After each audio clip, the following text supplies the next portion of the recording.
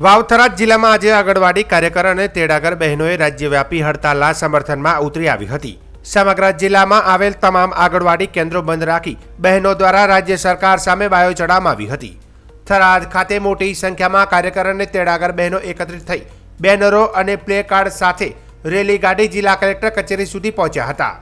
આંદોલન દરમિયાન બહેનોએ રાજ્ય સરકાર વિરુદ્ધ નારા લગાવી પોતાની માંગણીઓ રજૂ કરી હતી। હાઈકોર્ટ દ્વારા જાહેર કરાયેલ પગાર વધારાનો અમલ રાજ્ય સરકાર દ્વારા હજુ સુધી કરવામાં આવ્યો નથી, જેના કારણે આંગણવાડી બહેનોમાં ભારે રોષ વ્યાપ્યો છે। બહેનોનું કહેવું છે કે તેઓ માત્ર ₹10,000 જેટલા માનદ વેતનમાં રોજના 8 કલાકથી વધુ સામયિક કામગીરી કરવી પડે છે। તે ઉપરાંત ઓનલાઈન ડેટા એન્ટ્રી સહિતની વધારાની કામગીરીનો પણ ભાર સોંપવામાં આવ્યો છે, જ્યારે સરકાર તરફથી મોબાઈલ જેવી મૂળભૂત સુવિધાઓ પણ આપવામાં આવી નથી। આંગણવાડી બહેનો દ્વારા જિલ્લા કલેક્ટરને આવેદનપત્ર આપી યોગ્ય ન્યાયની માંગ કરવામાં આવી હતી।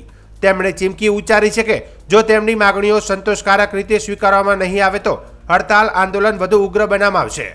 જિલ્લામાં આંગણવાડી કેન્દ્રો બંધ રહેતા નાના બાળકો અને ગર્ભવતી મહિલાઓને મળતી સેવા પર અસર પડી હોવાનું પણ જાણવા મળ્યું છે। હાલ આંદોલનને લઈને જિલ્લા પ્રશાસન અને સરકાર તરફથી શું પ્રતિસાદ મળે છે, જે હવે જોવું રહ્યું। હું મકવાણા રમીલાબેન અમરાભાઈ, સુગમ તાલુકા પ્રમુખ। આજે અમે થરાદમાં આંગણવાડીની તમામ બહેનો એકત્રિત થઈ છે।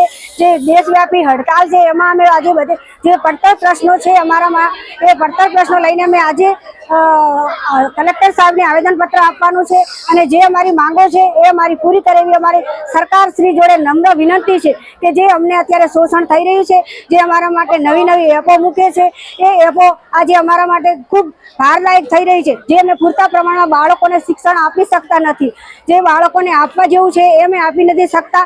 અને બીજું કે જે કંટ્રોલે વસ્તુ મળે છે એ એક વસ્તુ કરીને આવે છે। જે સ્થાનિક છે એમને તો વાંધો નથી આવતો, પણ જેને સ્થાનિક નથી એ લોકોને દૂર પૈસા ભરીને જવું પડે છે। તો એક વસ્તુ માટે પૈસા ભરવાના તો ત્રણ વસ્તુ માટે પૈસા ભરવા માટે કઈ રીતે અમારે કરવું, એની જોગવાઈ કરે સરકારશ્રીને નમ્ર વિનંતી છે। અમારી બહેનોની એ માંગ છે કે સરકારી કર્મચારી જાહેર કરો, વધારાની કામગીરી બંધ કરો અને માનદ વેતનમાંથી દૂર કરો। અમને સરકારીના કર્મચારીના તમામ લાભો પણ બહેનોને આપો। જો અમને કોઈ લાભ આપવામાં નહીં આવે અને અમારો પગાર વધારો નહીં થવામાં આવે તો અમારી હડતાલ સતત 17 તારીખ પાસે ચાલુ થવાની છે। જ્યાં સુધી પગાર વધારો નહીં થાય ત્યાં સુધી અમારું આંદોલન ચાલુ રહેશે। આવેદનપત્ર અમે કલેક્ટર સાહેબને આપવા આવ્યા છે। બહોળી સંખ્યામાં બધી બહેનો વાવ, દિયોદર, ભાભર, સોયગોમ, લાખણી, તરણેતર બધા તાલુકાઓ એવો થરાદ જિલ્લો આખો તમામ બહેનો ભેગી થઈ છે। કાર્યકર બહેનો અને હેલ્પર બહેનો બધી જ બહેનો આવી ગઈ છે। અમે આજે વાવ-થરાદ જિલ્લાની બહેનો કલેક્ટર સાહેબને આવેદનપત્ર આપવા માટે આવી છીએ। કાર્યકર અને તેડાગર બહેનોની અમારી જે માંગણીઓ છે એ સરકાર સુધી પહોંચે તે માટે અમે અત્યારે રજૂઆત કરીએ છીએ। અમારી માંગણી એ છે કે અમારો હાઈકોર્ટનો ચુકાદો આવી ગયો છે અને તેનો અમલ થયો નથી, તો અમલ કરવો અને કાર્યકરને 10 વર્ષના અનુભવના આધારે સુપરવાઇઝરમાં જે બઢતી આપવામાં આવતી હતી તે નિયમનો પાલન થાય અને આંગણવાડીમાં વધારાની કામગીરી બંધ કરવામાં આવે। એવીટી એપ બિલકુલ ખોટી છે। એમાં લાભાર્થી આંગણવાડીના બતાવે 40 બાળકો હાજર હોય તો 20નો જ ફોટો આવે છે। આવી એપો બંધ કરવી જોઈએ અને જે ફેસ કેપ્ચર છે, અમે આંગણવાડીમાં પૂર્વ પ્રાથમિક શિક્ષણ ઉપર ભાર મૂકવો છે અમારે, તો અમે બાળકોને એવું બધું વિતરણ કરવામાં અમારો સમય બરબાદ થાય છે અને અમારો પગાર પણ બિલકુલ ઓછો હોવાથી અમે અમુક અધૂરી કામગીરી ઘરે જઈને પૂરી કરીએ છીએ અને સરકારને કામગીરી સારી રીતે કરાવવી હોય તો અમને પૂરતું વેતન આપવું જોઈએ।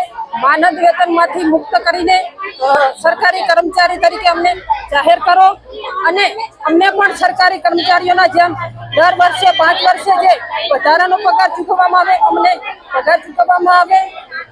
અને તેડાગર બહેનોને એમનો અભ્યાસ પણ 12 pass, PTC, graduation, double graduation છે, તો આવે ગ્રેજ્યુએટ ઉપર નોકરી લીધી હોય તો 5,000 પગારમાં આ નોકરી નથી પાલવતી। એટલે છે ને સરકારશ્રીએ દરેકનું વિચારવું જોઈએ। અત્યારે મોંઘવારીમાં જે જૂના બિલો મળતા હતા એ પ્રમાણે અમે ખરીદી કરીએ તો કાંઈ આવતું નથી, એટલે આંગણવાડીમાં જે બિલો ચૂકવાય છે તેમાં પણ ભાવનો સુધારો કરવો જરૂરી છે।